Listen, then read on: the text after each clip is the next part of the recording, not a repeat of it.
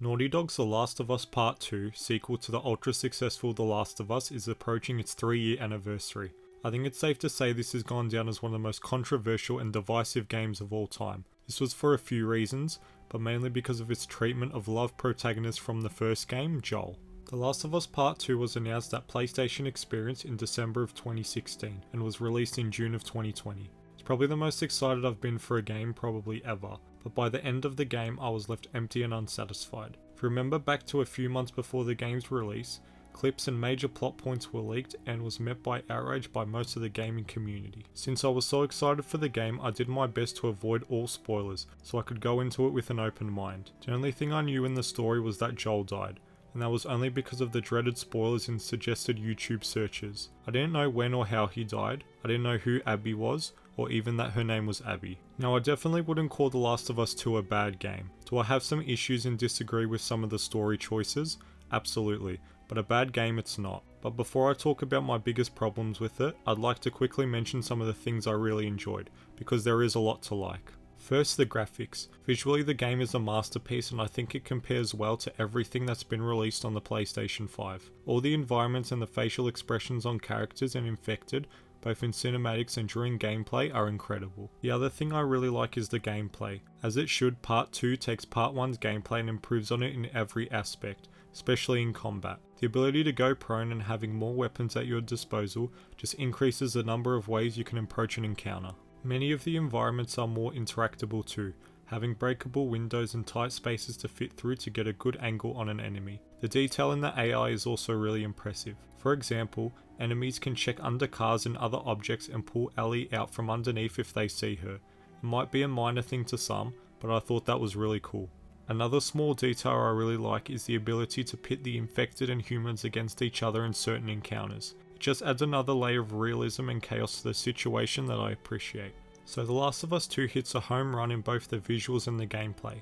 But now let's talk about its biggest problem, and that's the story. The story of this game will be argued about until the end of time. Most people fit into one of two categories. Either they love it or they passionately hate it. While I don't hate it as much as some, it did miss the mark with me and I'm leaning towards the hate it side. The story of The Last of Us 2 isn't an easy one to break down. There are so many layers and moving parts and all sides need to be considered. I'm going to be talking about some major plot points, so please note there are heavy spoilers for The Last of Us 2 ahead. I'll quickly mention some of the moments in the story that I did enjoy before going into the negatives. On Ellie's side, my favourite parts are the hospital section and finally getting hands on Nora. No, wait. No,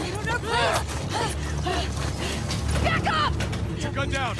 You can walk away from this, okay? I can. Shut the fuck up! Gun down! Hands up! Get back! And Ellie's journey to Santa Barbara to find Abby months after the events of Seattle. On Abby's side, while her day 1 is very long and boring, her battle against the Rat King in day 2 and her entire day 3 more than made up for it. Facing off against Tommy as he tries to snipe you, and Ellie in the theatre was surreal. And Abby and Lev's escape from the Scars Island as everything is burning down around them was amazing. And of course, all the flashbacks with Joel and Ellie are great, but the museum visit is a really special moment. Now for the things I didn't like. First, I want to mention that after watching the Last of Us series on HBO Max, I firmly believe that the story of Part 2 is much better suited for a TV show rather than a game. I'll get to why that is a bit later on. The first thing that doesn't work in the Last of Us 2 story is the entire Abby character. I understand that she's basically another Joel.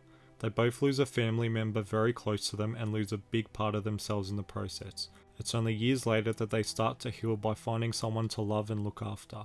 And yes, she's supposed to be hated early on so that we can sympathise with her later on when we play as her, and there's no better way to be hated than killing Joel. Do I think that Joel deserved a hero's death? No. Objectively, he's a bad person and both parts 1 and 2 don't keep that a secret. But do I think he deserved better than what he got? Absolutely. The way that Abby kills Joel was so extreme that nothing was going to be able to redeem her in the eyes of many players, myself included. The writing and gameplay then must work extra hard to make Ellie less likeable and bring her down to Abby's level. I can tell that the Abby character didn't work when in the theatre fight, players willingly run in and get killed by Ellie, only ending up disappointed as they wish that was a possibility. Another small point I'll mention is that at the start of the game, Tommy and Joel save Abby's life. She doesn't even think twice about it. Not even a hey, maybe this guy isn't so bad, let's talk things out. My second big problem with the story is that its core message of revenge being a bad thing and ending the cycle of violence just doesn't make any sense. It fails the moment Ellie goes on a murder spree, killing dozens of people in Seattle. I mean, how many people do we kill and potential Abbies do we create as Ellie, as we just casually gun down all the WLF and Seraphites? How many fathers, mothers, brothers and sisters does Ellie kill looking for the person who's wronged her? Now you can use the argument that most of the WLF and Seraphites died during the battle on the island, but there would have to have been a winning side and more than a few survivors. We've seen how far people in this world will go for revenge. It's not out of the realm of possibility that these people would remember the redhead that killed their family member and want vengeance. Back to Abby. Let's not forget she isn't just responsible for Joel's death, but she also crippled Tommy and killed Jesse. She also destroys Ellie in their first 2 encounters and stupidly lets her live both times. Abby is the one person Ellie should have an issue with, and the one person she should under no circumstance let live, but she does so for no good reason, even after potentially throwing away her life with Dina and JJ. I just think the decision to let Abby live was a cop-out and an insult. The way Ellie just casually kills so many people and only questions herself when up against characters important to the plot bothers me. A perfect example is when Ellie tortures Nora to get information about where Abby is hiding out. Afterwards we see she's clearly shaken up by the encounter. Okay, that's fine. But is that really any worse than shotgunning people at point blank or blowing someone's head off with a hunting rifle while they're minding their own business? Ellie doesn't seem to care about any of that. And that's why I think the plot for part 2 will work infinitely better in the show. When you cut out 95% of the action scenes and only show killing people in very desperate situations and the characters doing the killing are conflicted, it adds a lot of emotional weight to the situation. I think Ellie killing Abby was the right decision, and the tougher decision for the writers to make. At least give the player the choice and have 2 different endings. Even though that might seem a bit cheap for a game of this level and would cause debate amongst fans on what the true ending of the game is, at least the option is there. I've thought about how I would change the story. First, I would just have Ellie and Joel be the only playable characters. The main theme of revenge would remain the same, but there would be a much bigger focus on Ellie and Joel repairing their relationship. The dynamic of the first game would be flipped, with Joel being the open one, and Ellie being resentful and reluctant because she knows the truth about the decision that Joel made. The story would go something like this. Ellie and Dina are out on patrol when they're ambushed by a group of hunters. This could or could not be Abby's group, and you would have to think of a good enough reason for them to actually be there in the first place, since Jackson and Seattle are so far apart. But hey, Abby isn't a factor in this version of a story, so it doesn't really matter. Anyway, Dina gets killed and Ellie barely escapes when the infected arrive. You might notice already that this version of the story has some similarities to the trailers that were shown prior to the game's release, where Naughty Dog tried to mislead players about the story of the game. It's a little sad that I prefer the possible story that was presented to us in the trailer over what we actually got. Back to it. Ellie insists on going after the group, but Joel advises against it. Ellie doesn't listen to reason and goes anyway. Joel ends up following her to make sure she's okay without her knowing, and saves her from a bad situation. Joel tells Ellie not to let this thirst for revenge take over her because she'll lose herself, but she doesn't care. A bunch of killing ensues with Ellie going on a murder spree and Joel helping her out. Once most of the hunters are dead and Ellie and Joel's relationship is repaired, Ellie bites off a bit too much and Joel sacrifices himself to save her. Ellie's last words to Joel is that she forgives him for the choice that he made. Ellie now realizes the price that she's had to pay for revenge and questions to herself, has it been worth it? But at the end of the day, she must see it through because after all we've been through,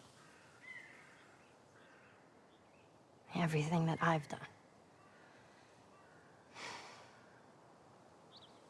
it can't be for nothing. Ellie kills the last of the hunters in a big dramatic battle, maybe suffering the same consequences she did in the actual game, like losing her knife and some of her fingers. She sits there in a bloody mess crying after everything that's happened, and the screen fades to black. We come back for a moment to see Ellie standing at Joel's grave, who's been buried in Jackson.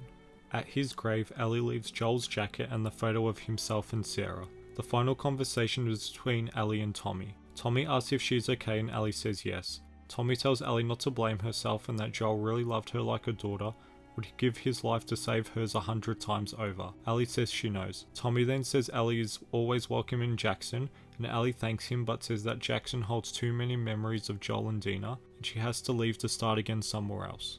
The last shot is of Ellie walking out of Jackson with her backpack and hunting rifle in hand, and the gates close behind her. In this version of the story, Ellie actually goes through with the revenge she so desperately wants, and because of her actions, now has to live with her biggest fear of being all alone. This version would also allow for some flashback scenes, but this time of Ellie and Dina. I know some players didn't like Dina's character and found her annoying, but I think flashbacks would be an effective way to allow players to get to know her character and care about Ellie's revenge quest. So those are my issues with The Last of Us 2 and a whirlwind version of how I would change the story. Obviously a lot more detail is needed to fill in the gaps, but I think it's fun to write your own stories and think about how you change things. Let me know in the comments your thoughts on The Last of Us 2's story and what you would change about it. If you enjoyed this video, please think about hitting the like button and subscribing.